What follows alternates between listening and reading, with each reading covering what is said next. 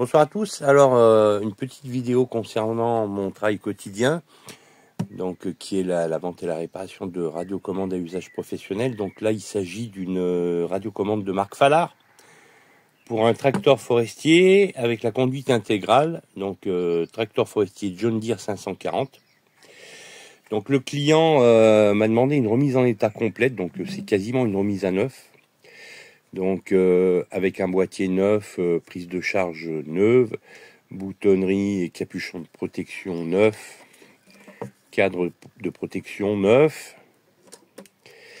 remplacement du potentiomètre d'accélérateur, d'un certain nombre d'interrupteurs ici qui étaient abîmés. Voilà, l'antenne également.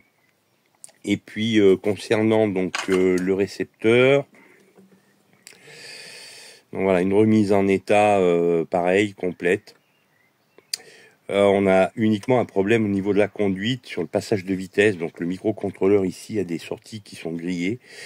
Bien évidemment, je peux pas obtenir le programme du microcontrôleur pour en reprogrammer un neuf. Donc j'avais proposé au client de remplacer ce microcontrôleur par un modèle plus moderne et de réécrire un programme. Bon, pour l'instant, ça reste envisageable, mais ça sera pas pour tout de suite. Donc voilà, pour vous montrer un petit peu toutes les pièces qui ont été remplacées. Donc boîtier inférieur, cadre de protection qui était tout abîmé, la signalétique, voilà, une partie de la boutonnerie, de la connectique, potentiomètre, relais. Voilà. Et puis, conjointement à tout ça, j'ai fabriqué pour le client donc un bouchon de shuntage ici, qui en réalité viendra en lieu et place du connecteur ici qui est sur la radiocommande, parce que la problématique, quand on envoie une radiocommande comme ça en dépannage, en réparation, eh bien ça immobilise complètement le tracteur. On peut même plus le conduire en cabine, parce qu'en réalité, tout ce qui vient de la cabine passe par cette prise et repart sur les organes de puissance. Et donc, si on ne fait pas la liaison entre la cabine et les organes de puissance, les organes de commande, mais il n'y a plus rien qui fonctionne. Donc, j'ai réalisé un bouchon comme ça qui pourra être fixé contre une cloison dans la cabine du tracteur. Et donc, lorsqu'il y aura un besoin d'entretien ou de réparation de la radiocommande, le client pourra continuer à se servir de son tracteur.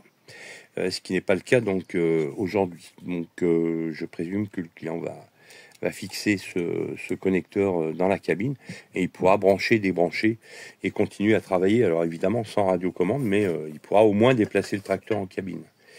Voilà, donc une petite démonstration. Alors je ne sais pas si on va voir, je vais reculer un petit peu et je vais faire un peu un gros plan ici. Donc première chose, alors ce que j'aurais pu faire d'abord avant de regarder les sorties. Donc ça c'est mon cerveau moteur d'accélérateur qui me sert à faire les essais sur les radiocommandes. Donc ça c'est un cerveau moteur que j'avais fabriqué moi-même il y a une bonne quinzaine d'années pour essayer les toutes premières radiocommandes Fallard qui sont arrivées chez moi. Depuis cette époque, donc j'ai fait des vrais cerveaux à l'identique des originaux, mais je continue pour des raisons pratiques à utiliser celui-ci, alors qui est moins réactif que le véritable, mais qui fonctionne quand même. Donc vous voyez que si j'actionne le potentiomètre d'accélérateur, vous voyez que on voit ici la poulie qui tourne. Hop, c'est un petit peu, voilà. Donc je ralentis, j'accélère, je m'arrête d'accélérer, je continue. Voilà, donc déjà on va avoir la fonction accélérateur qui va fonctionner. Alors ensuite, concernant tout ce qui se passe en sortie traditionnelle sur la radio. Donc je prends mon émetteur avec moi. Si je fais une fonction, alors là par contre je ne sais pas si j'ai raccordé la masse. Non, je ne l'ai pas raccordé. Donc, sur mon servomoteur d'accélérateur,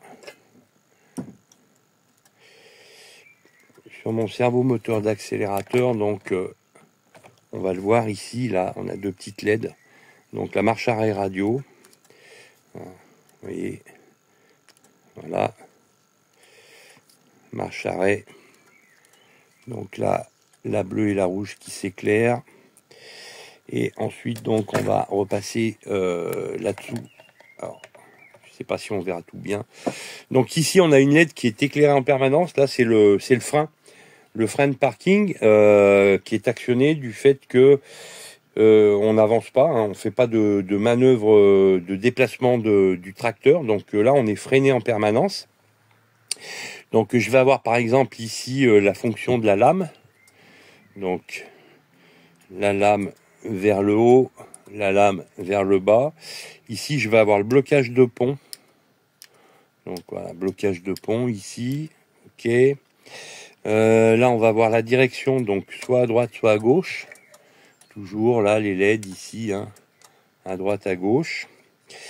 Dans l'ordre, alors, donc on va avoir le treuil droit qui va être ici, là. Donc, vous voyez, là, c'est le treuil moulé, là, c'est le treuil tiré.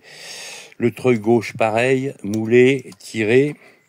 Et ici, on va avoir montée, descente du tablier. Voilà, hein, montée, descente du tablier.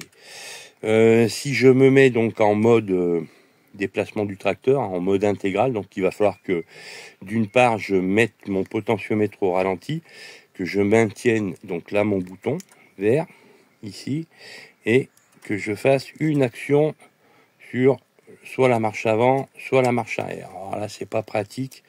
Je vais faire théoriquement au passage des vitesses, donc là je vais faire tomber mon frein. Vous voyez, donc il s'est éteint. Si je relâche, il se rallume. Voilà.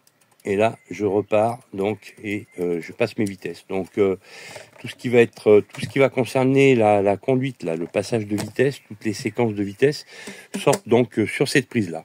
Bah voilà, donc une radio qui repart quand même pour un bon nombre d'années. Sans qu'il y ait besoin à nouveau de faire quoi que ce soit dessus, pour peu que le client en prenne un petit peu soin. J'avais fait une proposition pour lui fournir une sacoche neuve, mais il l'a refusé. Donc voilà, cette radio repartira comme ça. Je vous dis à bientôt, et puis à la prochaine vidéo.